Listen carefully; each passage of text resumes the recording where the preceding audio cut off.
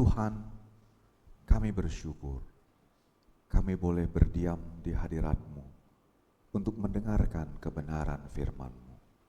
Karena kami tahu hanya firman Tuhan yang dapat menuntun langkah hidup kami, menerangi jalan kami, sehingga kami dapat melihat penyertaan Tuhan terus berlangsung di tengah kehidupan ini. Damai sejahtera Allah yang melampaui segala akal dan pikiran, itulah yang memelihara hatimu untuk percaya kepadanya. Di dalam Kristus Yesus Tuhan kita. Amin. Shalom Bapak Ibu, saudara-saudara terkasih. Selamat hari Minggu bagi kita semua. Bagaimana kabarnya Amang Inang? Apakah semuanya sedang dalam sukacita? Amin. Atau di sini ada yang sedang galau? Kalau ada yang sedang galau, jangan sedih. Sebab banyak yang merasakannya, banyak yang mengalaminya. Tapi saya bersyukur kalaupun ada yang sedang mengalami berbagai situasi kondisi yang tidak baik, kita tetap mau beribadah. Karena satu pengakuan iman kita dalam tema minggu ini, Tuhan Allah Maha Kudus dan Maha Tahu. Ini bukan sebuah judul ataupun tema, tapi ini adalah sebuah pengakuan dan kesaksian iman yang akan kita lihat dari seorang nabi yang bernama Habakuk. Ada yang tahu siapa Habakuk? Pasti nama ini jarang kita dengar. Karena kitab Habakuk ini adalah kitab juga yang sangat jarang untuk dibaca atau diperdengarkan oleh banyak orang. Bapak Ibu, mari sama-sama kita baca terlebih dahulu kitab Habakuk ini. Kita akan memulai dari ayat yang ke-12 hingga ayat yang ke-17. Habakuk pasal yang pertama ayat ke-12 sampai 17, jikalau kita sudah menemukannya kita katakan amin. Dan Lembaga Alkitab Indonesia menetapkan judul pada perikop ini, di manakah keadilan Tuhan? Demikian firman Tuhan. Bukankah engkau ada sejak dulu, Tuhan Allahku yang Maha Kudus? Kami tidak akan mati. Ya Tuhan, mereka telah kau tetapkan untuk menghukum. Ya gunung batu, telah kau tentukan mereka untuk menghajar.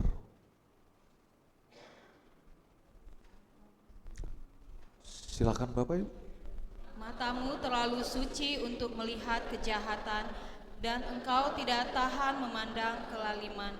Mengapa engkau memandangi saja orang-orang yang berbuat khianat itu, dan berdiam diri ketika orang fasik menelan orang yang lebih benar daripadanya?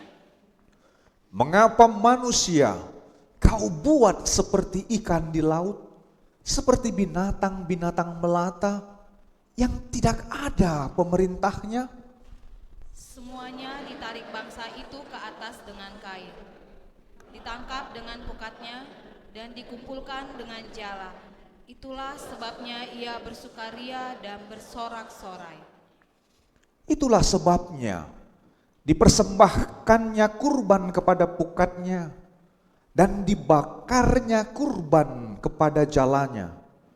Sebab dengan alat-alat itu pendapatannya melimpah dan rezekinya berlimpah ruah.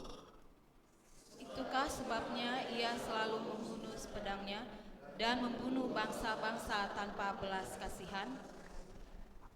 Amin. Sampai demikian pembacaan firman Tuhan. Bapak Ibu, pembacaan dari kitab Habakuk pasal yang pertama ini ayat 12 sampai 17 ini belum berakhir sebenarnya. Karena ini masih dalam pembacaan di pasal pertama. Kalau kita baca pasal 2 dan yang terakhir pasal ketiga, kita akan mengerti apa yang menjadi satu penekanan penting dari kitab Habakuk ini bagi semua orang. Sayang sekali kita jarang memiliki waktu untuk membacanya, bukan? Namun kami berusaha dalam kelas katekisasi. Saya lihat di sini ada Freya, tadi pagi ada kelas ibadah pagi yang sudah hadir. Saya coba melihat dari sini ada Patricia dan beberapa anak lagi, ada Angel. Saya terbatas untuk melihat siapa lagi anak-anak katekumen kita di belakang yang hadir. Oh, ada Jonathan juga. Karena memang mereka sedang belajar tentang bagaimana sejarah dari bangsa Israel ini yang kemudian pecah menjadi dua. Dan kemudian ada nabi-nabi yang muncul untuk mengingatkan raja-raja mereka yang jahat dan tidak takut Tuhan itu. Salah satunya adalah Habakuk ini. Karena itu kalau kita mau mendiskusikan kitab Habakuk di rumah, tidak salah kalau Bapak Ibu bertanya dan berdiskusi dengan anak-anak katekumen kita. Karena mereka juga membahas kitab ini dalam kelas. Kitab Esra, Nehemia, kitab Yeremia, semuanya itu kita diskusikan supaya kita tahu kenapa Tuhan utus para nabi untuk mengingatkan raja-raja. Seharusnya raja itu memimpin. Seharusnya raja itu adalah menjadi teladan untuk semua umatnya. Tapi kenapa rajanya yang diingatkan nabi? Ini menjadi pertanyaan bagi banyak orang. Bagi anak-anak katekumen kita, Amang Pendeta, kenapa selalu udah ada nabi, udah ada hakim-hakim, kok bangsa Israel itu jahat terus? Kenapa Amang Pendeta? Ini pertanyaan yang sama dengan kita. Dan kami jawab pada waktu itu, itulah karena umat Tuhan, itu waktu mereka diingatkan nabi atau diingatkan sama hakim-hakim, mereka takut sama Tuhan. Begitu nabinya mati, hakim-hakimnya mati, mereka nggak takut Tuhan lagi, nggak ada lagi yang ingatkan mereka firman Tuhan. Maka penting sekali ternyata firman Tuhan ini diberitakan oleh para nabi untuk para pemimpin waktu itu dan juga untuk umat Tuhan pada waktu itu. Kalau tidak, mereka nggak tahu menyembah siapa, mereka nggak tahu mau beribadah kepada siapa. Maka dalam slide ini kita mau lihat, slide berikutnya Kak, apa situasi kondisi Sikon zaman Habakuk? Apa yang terjadi pada waktu itu? Tentu inilah sejarah yang terungkap dalam tahun ke-7 sebelum Masehi atau sekitar 687 sampai 642, nanti sampai Tuhan Yesus itu hadir 2000 tahun yang lalu, para rasul, sebagaimana tadi epistel kita itu kita baca, tetap juga firman Tuhan masih dikumandangkan oleh Rasul Paulus kepada Timotius, kepada jemaat-jemaat di Asia, sampai hari ini firman Tuhan masih terus dikumandangkan. Untuk apa? Untuk mengingatkan tentang kejahatan yang terjadi pada dunia. Apa itu? Ternyata pada waktu itu rajanya juga raja yang jahat, namanya Manasye. Raja Manasye ini raja yang tidak takut Tuhan, yang melakukan konspirasi, persekongkolan atau tunduk kepada bangsa Babel, bangsa yang tidak takut sama Tuhan. Apa yang mereka lakukan? Mereka sengaja untuk tidak mau lagi tunduk kepada perintah Tuhan, karena mereka takut kepada bangsa Babel yang menghancurkan dan menghajar mereka. Mereka pun berbuat yang tidak adil, melakukan hal yang semena-mena, menindas sesamanya. Kenapa? Semua orang bertarung, semua orang hidup dalam hukum yang pernah kita dengar, hukum rimba. Siapa yang kuat, siapa yang berkuasa, siapa yang punya kekuatan, dia bisa menindas orang lain. Kacau balau itu terjadi pada waktu itu. Tapi pertanyaan Habakuk adalah, Tuhan, bangsa kami ini bangsa yang jahat, tapi mengapa kau biarkan juga bangsa yang lebih jahat yang menindas kami? Kami memang bangsa yang jahat Tuhan, yang tidak takut akan Engkau. Tapi kau izinkan Tuhan bangsa Babel yang lebih jahat lagi menindas kami. Bapak Ibu, ternyata Tuhan mau pakai bangsa Babel untuk menindas mereka, orang-orang Yehuda. Sampai nanti mereka itu dibawa, ditawan ke Babel. Maka ada istilah pembuangan ke Babel. Itu pembuangan kedua. Setelah mereka ditawan di Mesir, diperbudak di Mesir. Kalau di Mesir mereka diperbudak, kalau di Mesir mereka mengalami penganiayaan 450 tahun, di Babel mereka itu diperbudak selama 70 tahun. Ini situasi kondisinya. Karena itu Habakuk tetap mengingat bagaimana dia berdoa kepada Tuhan, karena ternyata kitab ini mengingatkan kita betapa pentingnya doa untuk Tuhan di dalam segala situasi dan kondisi kita. Mari kita lihat Bapak Ibu dalam bacaan kita selanjutnya, silakan bagaimana kitab Habakuk ini dituliskan sebagai sebuah bacaan yang penting untuk kita mengerti, karena dari sinilah kita tahu mengapa Habakuk itu tetap percaya kepada Tuhan. Pada ayat yang ke-12 dikatakan, "Bukankah engkau ada sejak dulu ya Tuhan, Allahku yang maha kudus? Kami tidak akan mati." Kata kami tidak akan mati, ini menjadi satu pengakuan dari Habakuk di tengah situasi kondisi yang mereka alami. Ayo Bapak Ibu, saya mau tanya kepada kita. Siapa di antara kita yang kalau kita punya pergumulan, kita punya satu kesulitan, kita masih bisa berkata, "Tuhan, kami gak akan mati"?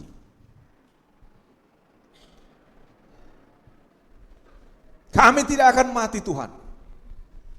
Itu adalah pengakuan kalau kita sudah ada pada titik kita hidup di dalam iman kepada Tuhan.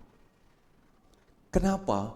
Karena banyak juga orang kalau dia punya pergumulan, dia punya kesulitan, dia pasti akan menjauh dari Tuhan. Ada banyak orang ketika dia mengalami kesulitan dalam pekerjaan, kesulitan dalam berbagai hal, dia akan merasa gak mampu lagi menghadapi hidup dan dia akan segera meninggalkan Tuhan dan persekutuan. Slide sebelumnya ya. Ini menjadi satu hal yang perlu kita ingat Bapak Ibu. Habakuk memberikan satu pesan. Dia bergumul di dalam imannya, dan dalam imannya itu dia tetap berdoa kepada Tuhan. Jadi ternyata satu hal yang mau diingatkan oleh penulis kitab Habakuk ini, dari zaman dahulu umat Tuhan juga sudah bergumul.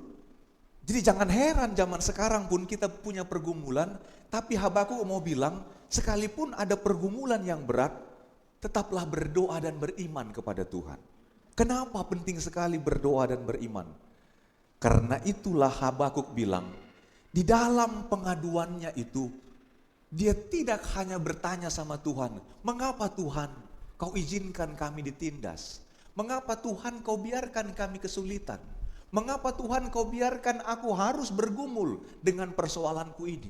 Dia tidak hanya sampai kepada pengaduan, tapi juga ada pujian kepada Tuhan. Pujiannya itulah yang terungkap tadi. "Tuhan, bukankah engkau ada sejak dulu? Engkau Allah yang maha kudus." Ini juga menjadi satu hal yang membuat kita mengerti mengapa ada banyak orang ketika dia bergumul, dia juga berdoa, dia juga bisa bernyanyi, memuliakan Tuhan.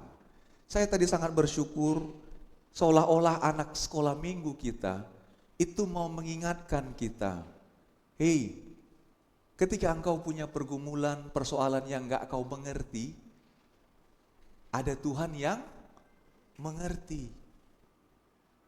Ketika engkau tidak tahu harimu esok, ada Tuhan yang peduli." Jadi jangan merasa kita ini kesepian dan tidak ada yang tahu dan peduli dengan kita. Itulah persembahan pujian anak sekolah minggu tadi. Terkadang kita merasa tak ada jalan keluar, tak ada waktu, tapi Tuhan peduli. Dia mengerti akan hidup kita. Luar biasa Bapak Ibu. Saya baru tahu tadi ternyata soloisnya adalah Boru Siregar, anak sekolah minggu kita. Kalau saya lihat orang tuanya, saya bertanya-tanya ini kemampuan bernyanyinya dari mana ya? Dari bapaknya atau dari mamanya begitu. Karena kadang-kadang bisa saja anak itu punya talenta karunia bukan dari orang tua tapi dari opung, bisa saja begitu. Tapi nanti kita buktikan dari mana. Dan kemudian anak-anak yang lain juga itu ikut menjadi seperti paduan suara yang membacking ya. Vokal dari solois dan semuanya itu begitu berpadu dengan sebuah untaian puisi. Maka tadi waktu saya dengarkan anak sekolah minggu yang membacakan puisi itu dalam pujian itu, ini mirip seperti Habakuk. Jadi Habakuk itu dia berdoa seperti meratap tapi dia memuji Tuhan. Makanya tadi saya sangat, wow Tuhan, bukan hanya pujian yang mereka nyanyikan, ada puisi yang dibacakan tadi oleh Boru Tobing tadi ya. Ini pun saya bingung, ini dari mana ini kemampuannya berpuisi, dari bapaknya atau dari mamanya ya. Yang pasti itulah karunia Tuhan untuk anak-anak kita. Supaya kita diingatkan ternyata di tengah situasi-situasi yang tidak kita mengerti dan kita duga. Ada suara Tuhan bicara lewat anak-anak. Ada suara Tuhan bicara lewat Alkitab yang kita baca dan dengar. Ini dia pengakuan dari Habakuk. Maka itulah pesan maksud Habakuk. Iman akan diuji melalui saat yang sulit, tapi Habakuk menunjukkan pentingnya terus memuji Allah. Karena Allah itu Allah yang mengerti, yang maha tahu, yang maha kudus. Itu tema kita. Slide berikutnya. Bagaimana kita merenungkan firman Tuhan ini Bapak Ibu? Ini dia. Siapa di antara kita yang merasa dunia ini tidak adil? Dengarkan firman Tuhan ini. Firman Tuhan mengingatkan kita bahwa semua bentuk kelaliman yang tidak adil kita lihat dalam hidup ini, itu hanya sementara. Hanya sementara. Kesetiaan orang benar itu tidak akan sia-sia. Sama-sama kita katakan, kesetiaan orang benar tidak akan sia-sia. Karena itulah kenapa Habakuk di dalam ungkapannya, doanya, pujiannya kepada Tuhan, itu nanti ditutup dengan satu kesaksian yang luar biasa di pasal 3. Makanya kita tadi masih baca sampai pasal 1, kita belum baca pasal 2, nanti kita baca pasal 3, wow kita akan kaget. Kenapa? Ada hal yang begitu berharga yang diungkapkan oleh Nabi Habakuk. Yang kedua Bapak Ibu, firman Tuhan ini mau mengingatkan kita, kalau dulu Babel itu menindas umat Tuhan, kalau dulu Babel itu berkuasa untuk membuat kesengsaraan terjadi bagi umat Tuhan, jangan heran, sekarang pun ada Babel modern yang juga menjadi berhala bagi dunia ini. Apa itu? Itu adalah kemakmuran, kesuksesan. Maka ada banyak orang sekarang juga mau mencari Tuhan untuk sukses. Ada banyak orang mencari Tuhan untuk tenar.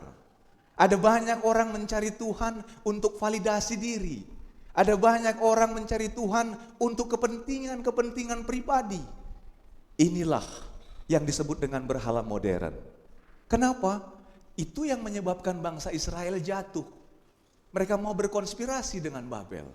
Dan Tuhan tidak mengizinkan itu. Justru Tuhan pakai Babel menghukum mereka.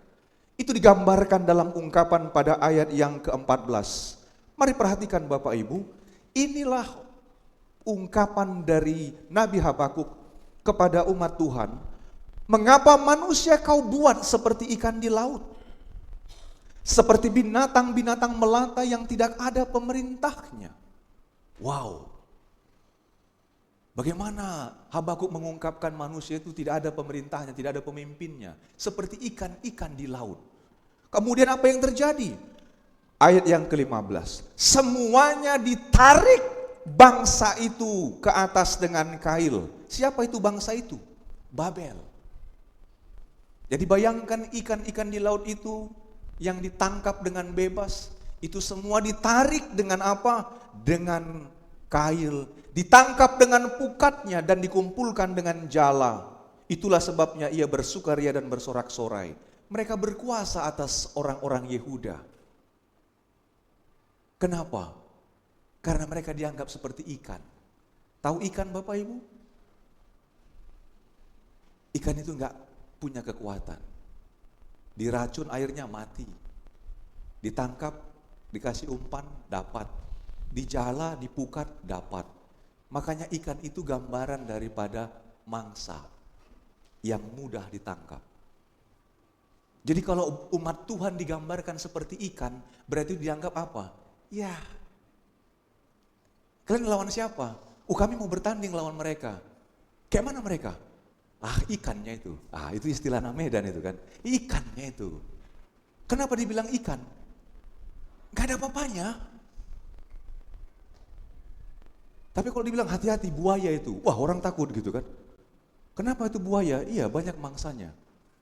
Tapi kalau dibilang ikan, berarti mereka itu gak punya kekuatan apa-apa.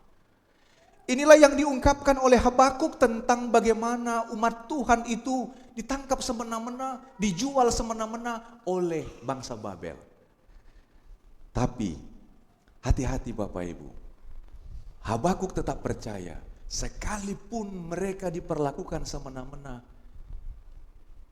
orang yang beriman kepada Tuhan dalam kebenaran, mereka akan tetap melihat keadilan Tuhan. Nanti Tuhan akan menghancurkan Babel. Betul, betul. Ternyata Babel dihancurkan oleh bangsa Persia. Nanti lewat Raja Kores dihanjarlah bangsa Babel. Dipulangkanlah lagi umat Tuhan setelah 70 tahun ditawan di Babel. Inilah pesan dari kitab Habakuk. Jadi dalam masa-masa sulit mereka tertawan, dalam masa-masa sulit mereka mengalami kehancuran, ternyata kesetiaan mereka kepada Tuhan itu tetap berbuah dalam satu penyertaan Tuhan. Slide yang terakhir. Inilah doa Habakuk Bapak Ibu. Doa Habakuk ini adalah doa orang percaya. Berarti doa ini juga menjadi doa kita. Dari mana kita tahu? Dari pasal yang ketiga. Sejenak kita buka pasal yang ketiga. Di sana ada 19 ayat yang menjadi bagian doa dari Habakuk. Doa ini adalah doa yang menjadi penting untuk kita renungkan. Kenapa? Karena inilah iman Habakuk di tengah kesulitan yang mereka hadapi, di tengah berbagai tantangan yang terjadi, dia tetap berdoa. Dan dalam doanya itu ada pengakuan dan kesaksian iman. Saya kutip, saya bacakan untuk kita ayat yang kedua sampai dengan lanjut dengan ayat 17, 18, 19. Supaya di awal dan di akhirnya saya baca untuk kita. Mari kita dengarkan doa ini. Ini doa yang luar biasa. Doa Nabi Habakuk menurut nada ratapan. Kalau dibilang nada ratapan, berarti dia sambil mengandung-andung. Tuhan, berapa lama ku dilupakan.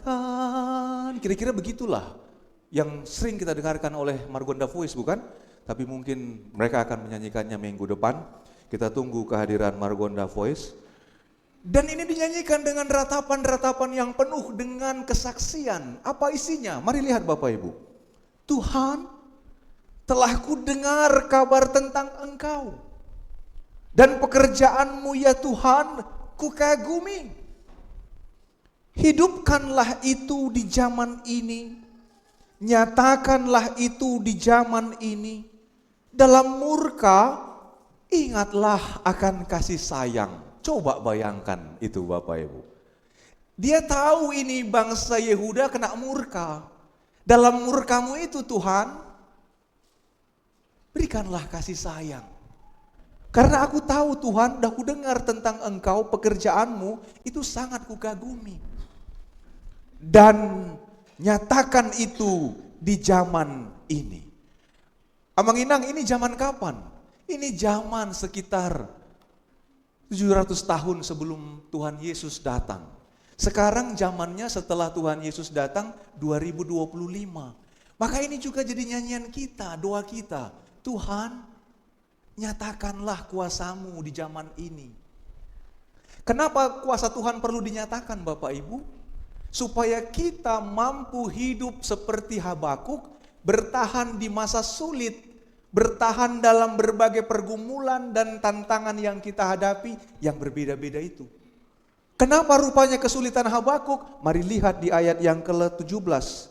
Saya baca untuk kita. Sekalipun pohon ara tidak berbunga, pokok anggur tidak berbuah, dan hasil pohon zaitun mengecewakan, sekalipun ladang-ladang tidak menghasilkan bahan makanan, kambing domba terhalau dari kurungan, dan tidak ada lembu dalam kandang. Ini dia. Aku akan bersukacita di dalam Tuhan, bersorak-sorai di dalam Allah penyelamatku. Wow, menginang. Sekalipun yang ditanam gak berhasil, gak berbuah, udah kita kerjakan semua yang terbaik, belum ada hasilnya. Udah kita doakan terus, kita minta sama Tuhan, belum juga ada hasilnya. Udah sungguh-sungguh kita kerjakan, sungguh-sungguh kuliah, sungguh-sungguh pelayanan, kok belum juga ada tanda-tandanya, dipanggil bekerja ataupun ada hasilnya.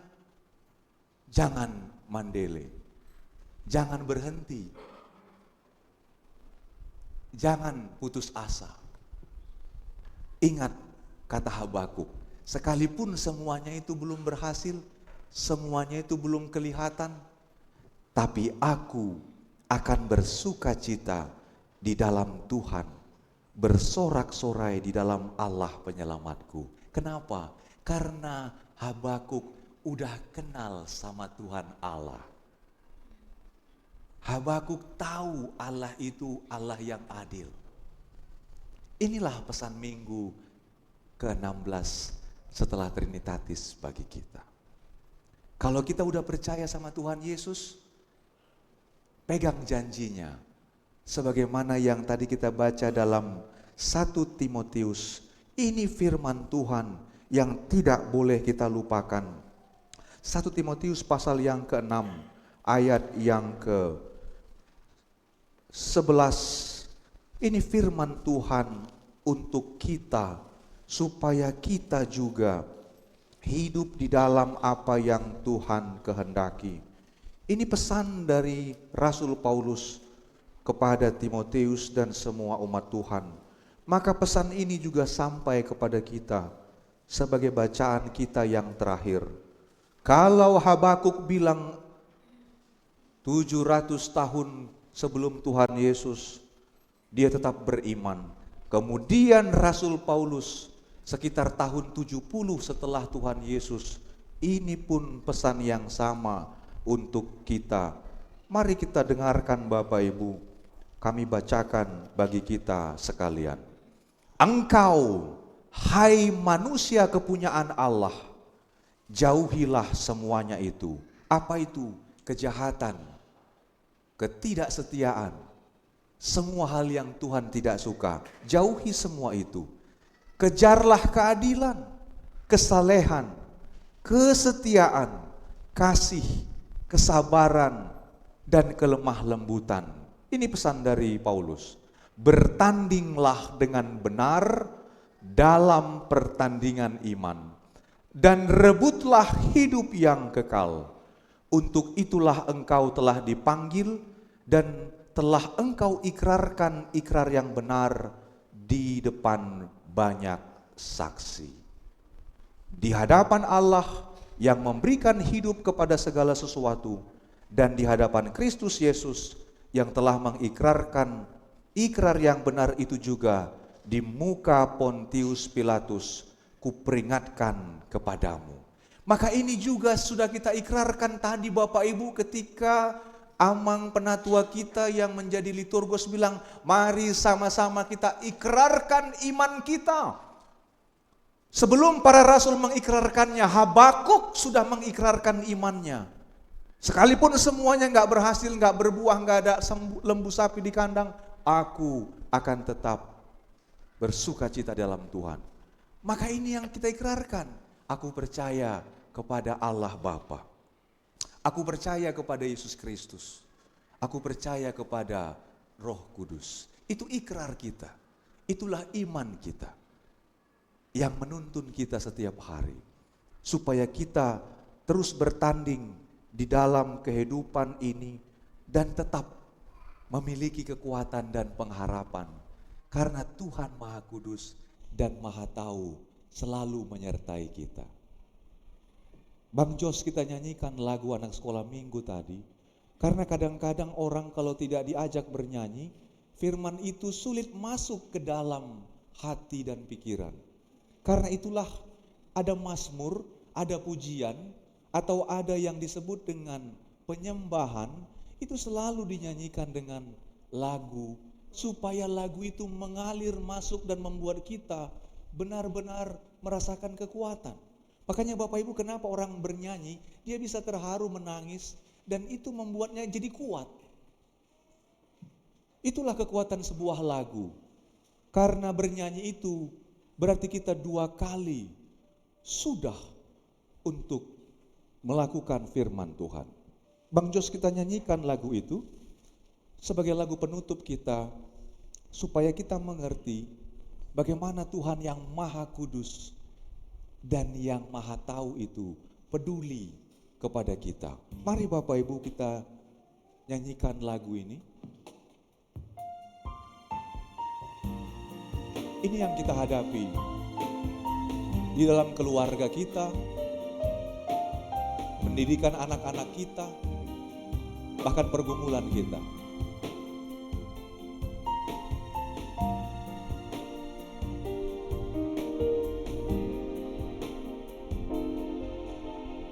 Terkadang kita merasa tak ada jalan terbuka,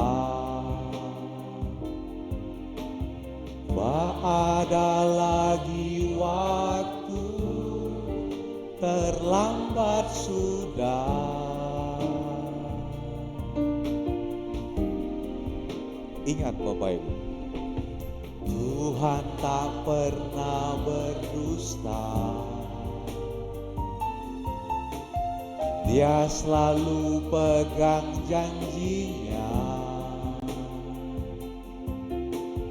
Bagi orang percaya, mukjizat nyata.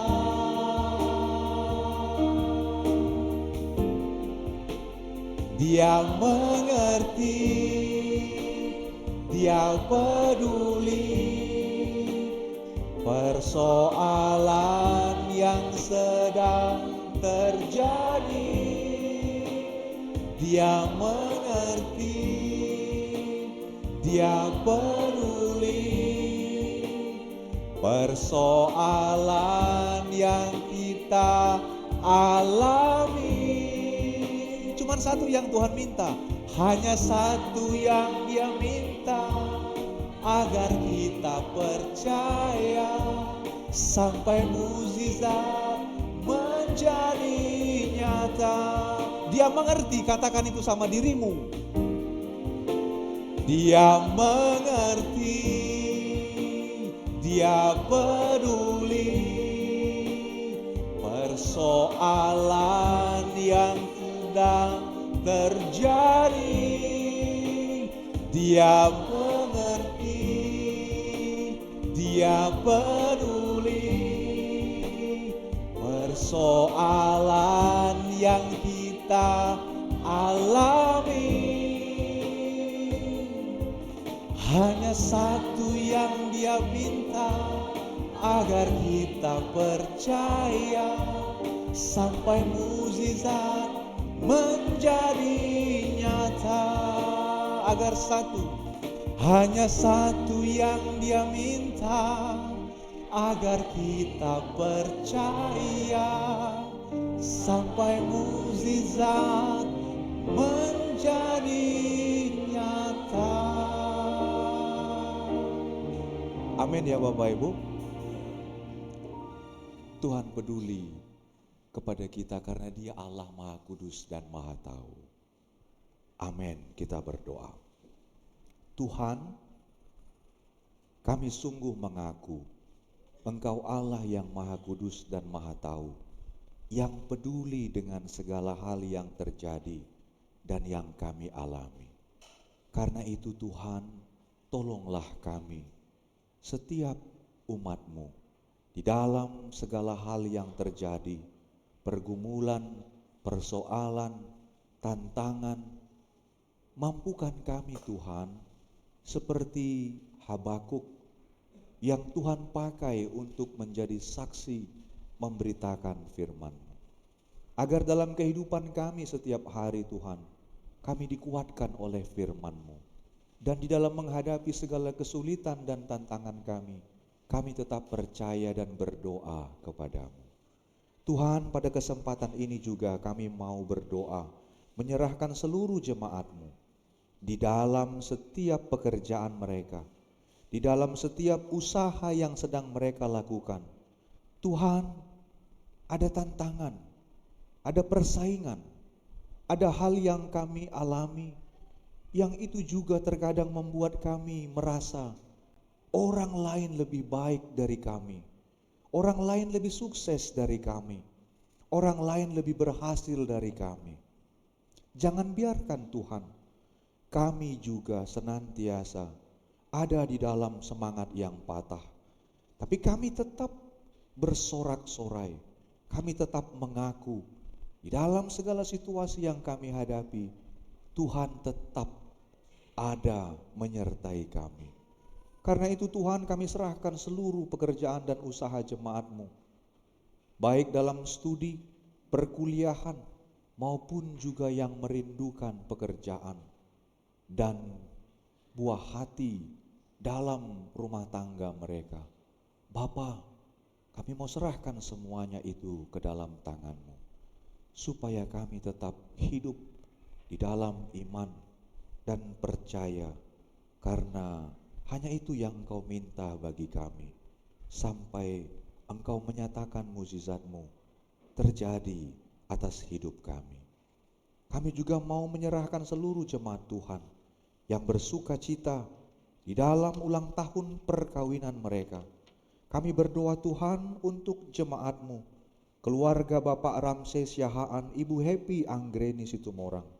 Berkati Tuhan keluarga mereka, agar mereka juga menjadi keluarga yang setia, yang terus bertumbuh di dalam kebenaran firman-Mu, sehingga mereka Tuhan pakai melayani, bersaksi lewat pekerjaan, lewat berbagai hal yang mereka lakukan di dalam keluarga dan dimanapun mereka berada. Kami bersyukur Tuhan untuk kebaikan-Mu bagi keluarga jemaat Tuhan, dan juga bersyukur untuk setiap anak-anak Tuhan yang berulang tahun kelahiran. Kami berdoa untuk saudari Mary Nababan, untuk Amang Penatua Haris Pahala Manalu, untuk anak Tuhan Devita Sari Romora, anak Tuhan Epran Joy Panggabean, dan anak Tuhan Yunike Briel Sitompul. Bapa, Engkau yang menambahkan umur yang panjang, bahkan janji berkat-Mu, kekayaan, pengetahuan, dan masa-masa depan yang penuh keberhasilan, itu pun ada dalam tangan-Mu.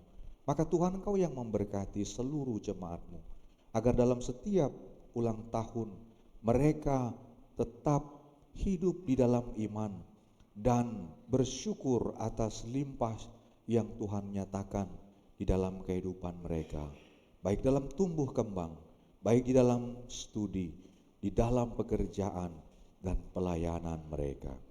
Terima kasih ya Tuhan untuk semua kebaikan-Mu yang dapat kami syukurkan di dalam hidup kami. Kami serahkan seluruh kehidupan jemaat Tuhan selama sepekan ke depan hanya ke dalam tangan pengasihan-Mu saja. Ya Tuhan, di dalam pengasihan-Mu kami memohon, dengarlah doa kami ini, yang kami sampaikan hanya di dalam nama Tuhan Yesus Kristus, Juru Selamat kami yang hidup. Amin. Jemaat Tuhan yang terkasih, bagaimana kita